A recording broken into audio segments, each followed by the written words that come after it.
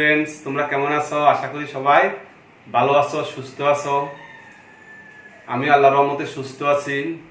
আমরা আলোচনা করতেছিলাম সমানতা। গত 2 ক্লাসে আমরা সমানতার প্রাথমিক বিষয় এবং জ্যামিতিক সমানতা নিয়ে আলোচনা করছিলাম। আজকে আমরা আলোচনা করব আলোক সমানতা, একটা ইম্পর্টেন্ট আলোচনা। আলোক সমানতা, অপটিক্যাল আইসোমারিজম।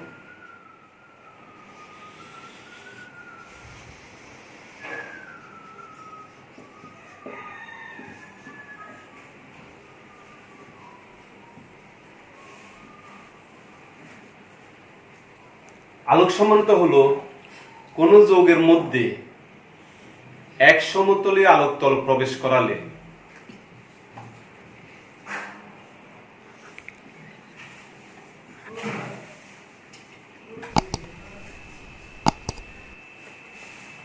এক সমতলীয় কোন যৌগের মধ্যে এক সমতলীয় আলোক তল, ইংলিশে বলা হয় প্লেন polarized light আলোকতল প্রবেশ করালে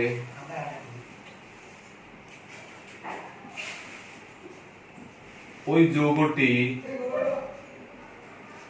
ওই আলোকতলকে যদি বাম দিকে বা ডান দিকে আবর্তন বা ঘুরাতে পারে, তাহলে তাকে বলে আলোক সমাণু। এবং এই বিষয়টির নাম হচ্ছে আলোক সমানতা। তাহলে এখানে কমপ্লিকেটেড কথা আছে। আবার দেখি কোন যৌগের মধ্যে এক সমতলীয় আলোক তল, এটা কাকে বলে? নরমালি আমাদের লাইট যেগুলো আছে এগুলো তল ভিন্ন ভিন্ন দিকে আছে। এখানে যদি আমরা একটা নিকেল প্রিজম রাখি, এখানে একটা বাল্বের আলো রাখি, তখন নিকেল প্রিজমের মধ্যে প্রবাহিত হওয়ার পর যখন রিফ্লেকশন হয়ে বের হবে তখন তাদের তল একই রকম থাকবে। এই একই রকম তল যুক্ত আলোককে বলা হয় প্লেন পোলারাইজড লাইট।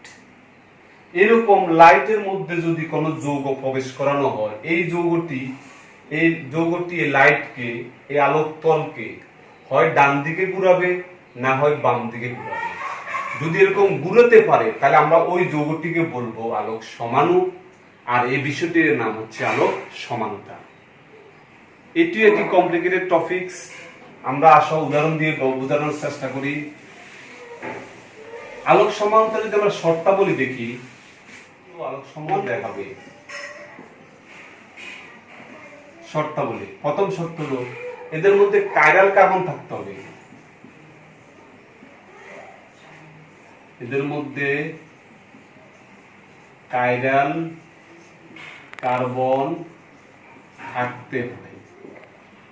তাহলে নতুন ওয়ার্ড এখানে কাইরাল কার্বন। কাইরাল কার্বন কি?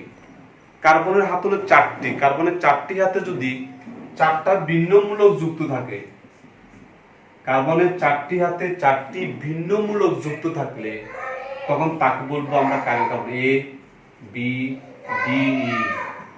কাইরাল কার্বনগুলোকে স্টার চিহ্ন দ্বারা সূচিত করা হয়। তাহলে আমরা নিশ্চয় বুঝতে পেরেছি কার্বনের 4টি হাতে 4টি একযোজী, সমযোজী, একযোজী 4টি মূলক থাকলে, ভিন্ন মূলক থাকলে তখন আমরা সেই কার্বনকে বলবো কাইরাল কার্বন।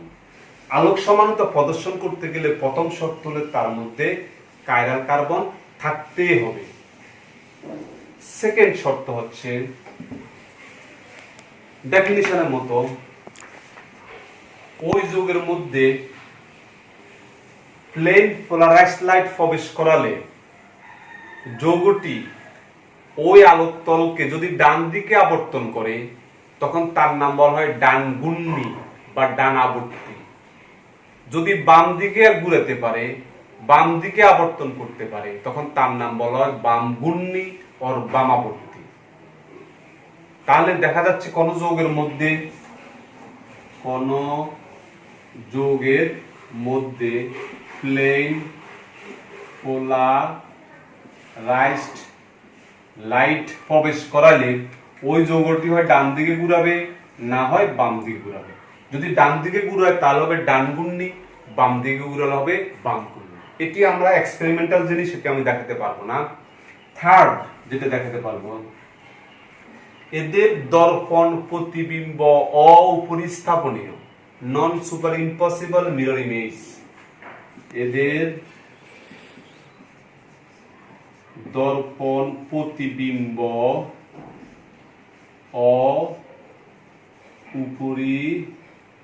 অপরিস্থাপনীয়। এটি আবার কি? এটি আমরা দেখি, যদি তুমি বাসা থেকে বের হওয়ার আগে আয়নার সামনে দাঁড়াও, তুমি যদি আয়নার সামনে ডান হাত ধরো, তার মধ্যে যে বিম্ব দেখা যাবে, দর্পণ প্রতিবিম্ব দেখা যাবে, তার যদি প্রত্যেকটা আঙ্গুল যদি আঙ্গুলের উপরে মিলে যায়, এই আঙ্গুলের উপরে আঙ্গুল মিলে যায়, তখন তার নাম হবে উপরিস্থাপনীয়। আর যদি না মিলে তখন তার নাম হবে অপরিস্থাপনীয়। যদি মিলে যায় যৌগের সাথে যৌগ, তাহলে তারা আলোক নিষ্ক্রিয় হবে, অর্থাৎ আলোক সমানতা দেখাবে না। আমরা উদাহরণ হিসেবে দেখি, একটা যৌগ CHO, এটি OH হাইড্রোজেন।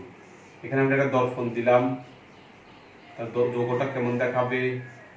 CHO এখানে থাকবে, OH এখানে দেখা যাবে, OHটা এখানে দেখা যাবে, হাইড্রোজেনটা এখানে দেখা যাবে।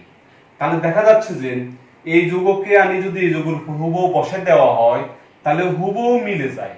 এই ঘটনাটার নাম হলো দর্পণ প্রতিবিম্ব উপরিস্থাপনীয়।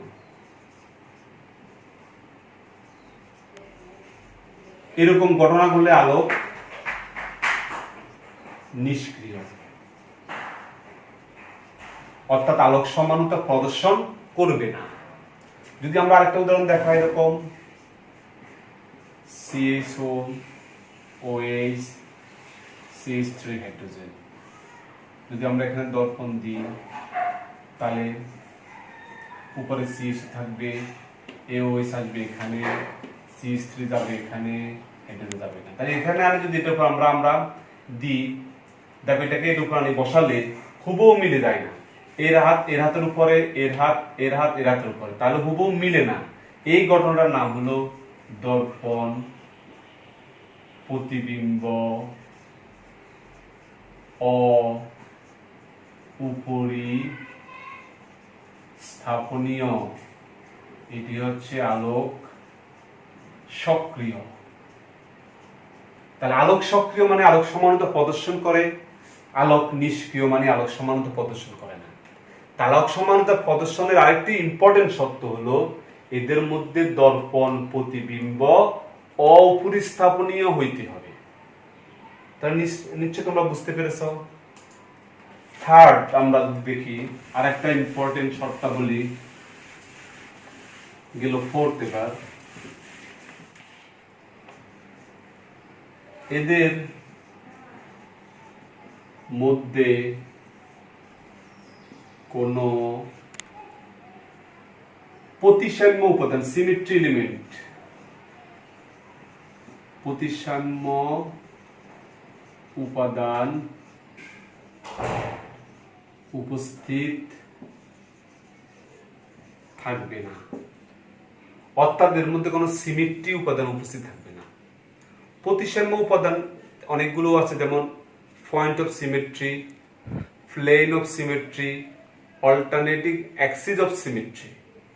আসলে আমরা এগুলো তো উপরের লেভেলে পড়ার বিষয়। আমরা আমাদের এই আলোচনা যেটা আসবে সেটা হলো প্লেন অফ সিমেট্রি, তল প্রতিসাম্য উপাদান। কোন একটা যৌগকে, যদি একটা যৌগ আছে, আমরা এটাকে এমন ভাবে ছুরি দিয়ে কেটে ফেলবো, দুইবার হবে। একবার যদি আরেকবার বসালে হুবহু মিলে যায়, তাহলে এটা বুঝবো এই যৌগের মধ্যে একটা তল প্রতিসাম্য উপাদান আছে। আর যদি হুবহু না মিলে, বলবো এটার মধ্যে কোনো তল প্রতিসাম্য উপাদান উপস্থিত নাই। উদাহরণ হিসেবে দেখি,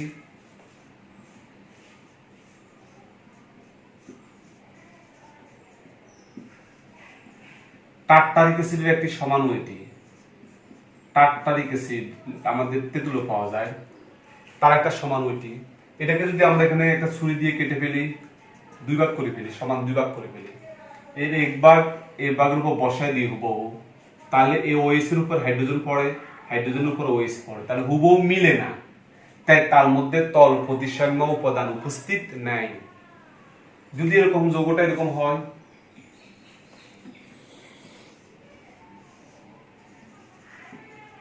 এটি টার্টারিক অ্যাসিড আরটি সমান,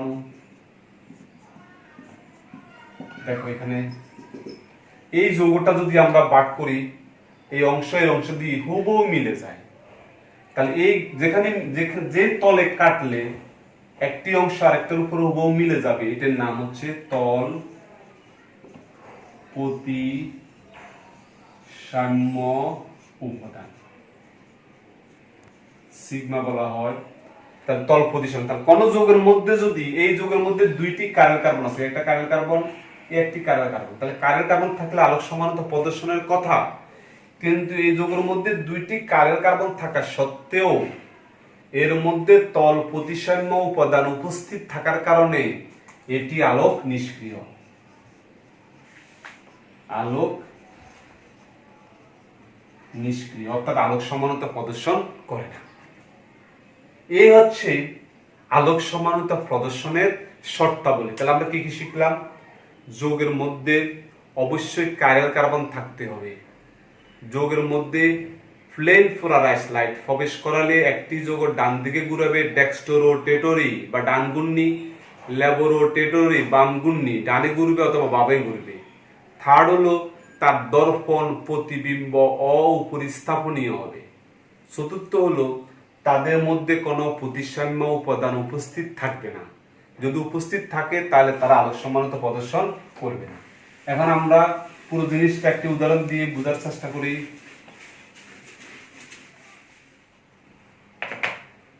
ল্যাকটিক অ্যাসিড দুধের মধ্যে পাওয়া যায়, যার সঙ্গে হলো CH3 CH OH COOH। এই যৌগের মধ্যে একটি কার্বন কার্বন আছে, তার 4টি মূলক বিদ্যমান। আমাদের উপরে লেভেলের সূত্র আছে, কোন যৌগের মধ্যে যদি n সংখ্যক কার্বন কার্বন থাকে এবং তার প্রান্তীয় মূলক যদি ভিন্ন হয়, তাহলে তাদের সমানু হবে 2n-t। সেই নিয়ম অনুযায়ী এই যৌগে একটি সমাণু থাকা, একটি কার্বন কার্বন থাকার কারণে যার সমাণু পাওয়া যায় 2n-1t 2t। তাহলে এর সমাণু হচ্ছে COOH OH CH3 হাইড্রোজেন এবং আরেকটি হচ্ছে COOH OH CH3 হাইড্রোজেন। তাহলে এই যৌগের ল্যাকটিক অ্যাসিডের 2টি সমাণু লিখতে পারি, এটি একটি, এটি একটি। আচ্ছা, তাহলে প্রথম শর্ত কি? তাদের মধ্যে কার্বন কার্বন থাকতে হবে। প্রথম শর্ত স্যাটিসফাই করছে। সেকেন্ড শর্ত আমরা দেখাতে পারবো না, এটা এক্সপেরিমেন্টাল জিনিস, কিন্তু এটা এক্সপেরিমেন্ট করলে দেখা যায় যে এই যৌগের মধ্যে প্লেন পোলারাইজড লাইট প্রবেশ করালে এই যৌগটি ওই আলোক তলকে ডান দিকে আলফা হলো angle equal to +2.4 degree angle ঘুরাতে পারে, এটি alpha equal to -2.4 degree angle ঘুরাতে পারে। এটি ডান দিকে ঘুরে দিতে এটা ডান ঘূর্ণি, এটি বাম দিকে ঘুরে গেলে এটি বাম ঘূর্ণি। এলো সেকেন্ড কন্ডিশন। থার্ড কন্ডিশন হচ্ছে তাদের দর্পণ প্রতিবিম্ব অপরিস্থাপনীয়। আমরা দেখি এখানে তাদের একটা দর্পণ প্রতিবিম্ব যদি আমরা নেওয়ার চেষ্টা করি, দর্পণ প্রতিবিম্ব তাহলে C, তাহলে এখানে OH, এখানে CH3, এখানে COOH, এখানে হাইড্রোজেন। তাহলে এটিকে এটির উপর আনলে হুবহু মিলে যায় না, এই জন্য এটার নাম হচ্ছে দর্পণ প্রতিবিম্ব অপরিস্থাপনীয়। তখন তাহলে এটি হচ্ছে ডান দিকে ঘুরে হচ্ছে কত ডিগ্রি? 2.4 ডিগ্রি, এদিকে বাম দিকে ঘুরে -2.4 ডিগ্রি। তাহলে আমরা বুঝলাম কি, যে কোন যৌগের দর্পণ প্রতিবিম্ব অপরিস্থাপনীয় হবে। থার্ড হচ্ছে এদের মধ্যে কোনো প্রতিসাম্য, ফোর্থ এদের মধ্যে কোনো প্রতিসাম্য উপাদান উপস্থিত নাই, সুতরাং ল্যাকটিক অ্যাসিড একটি আলোক সক্রিয় সমাণু, এটি আলোক সমানুতা প্রদর্শন করে। আমরা যদি আরেকটি উদাহরণ দেখি, টার্টারিক অ্যাসিড।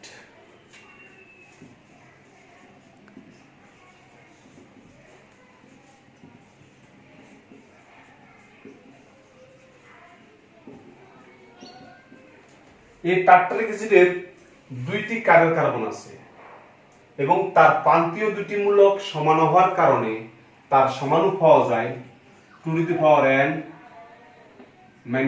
1t, অর্থাৎ 2 - 1 = 3। সেই তিনটি সমাণু কি কি আমরা দেখি। 1 OH OH COOH hydrogen hydrogen COOH, 2 COOH OH দিকে দিলাম, হাইড্রোজেনের দিকে OH দিকে, হাইড্রোজেনের দিকে COOH, থার্ড সমাণু COOH COOH OH OH hydrogen hydrogen. তাহলে টার্টারিক অ্যাসিডের তিনটি সমাণু লেখা যায়। আমরা দেখি প্রথম শর্ত হলো আমাদের মধ্যে কার্বন কার্বন থাকতে হবে। এই যৌগের মধ্যে দুইটি কার্বন কার্বন আছে, এই কারণে এটি আলোক সমাণু দেখাতে পারে। এদের মধ্যে এদের যদি আমরা দর্পণ প্রতিবিম্ব দেখি, প্রথম যৌগের দর্পণ প্রতিবিম্বর মান যদি আমরা লিখি, তাহলে দ্বিতীয় সমাণু পাওয়া যায়। এটাকে বলা হয় একটিক আরেকটি এনানসিওমার বলে। তাহলে যদি তাহলে দেখা যাচ্ছে প্রথম যৌগের এই তাহলে দর্পণ প্রতিবিম্ব অপরিস্থাপনীয়, তাই তারা আলোক সমানতা প্রদর্শন করে। এদের মধ্যে এই দুটি যৌগের মধ্যে কোনো প্রতিসাম্য উপাদান উপস্থিত নাই, তাই এরা আলোক সমানতা প্রদর্শন করে। তাহলে আমরা বুঝতে পারলাম যে টার্টারিক অ্যাসিডের 1 নং সমাণু এবং 2 নং সমাণু আলোক সক্রিয় সমাণু। এই দুটি সমাণু হচ্ছে আলোক সক্রিয় সমাণু। কিন্তু তার 3 নং সমাণুর মধ্যে একটি তল প্রতিসাম্য উপাদান উপস্থিত থাকার কারণে, এটার নাম হলো তল প্রতিসাম্য উপাদান উপস্থিত থাকার কারণে এই যৌগের মধ্যে দুইটি কাইরাল কার্বন থাকা সত্ত্বেও এই যৌগটি আলোক নিষ্ক্রিয়। এই ধরনের যৌগগুলোর নাম হচ্ছে মেসোযৌগ। মেসোযৌগ। তাহলে দেখা যাচ্ছে যে টার্টারিক অ্যাসিডের 3টি সমাণুর মধ্যে 2টি সমাণু হচ্ছে আলোক সক্রিয় আর একটি সমাণু হচ্ছে আলোক নিষ্ক্রিয়। এই হচ্ছে আমাদের আলোক সমানুতা। আশা করি সবাই বুঝতে পেরেছো। কোনো অসুবিধা থাকলে আমাদের সাথে কথা বলবা। সবাই ভালো থাকবা, সুস্থ থাকবা। আসসালামু আলাইকুম ওয়া রাহমাতুল্লাহি ওয়া বারাকাতুহু।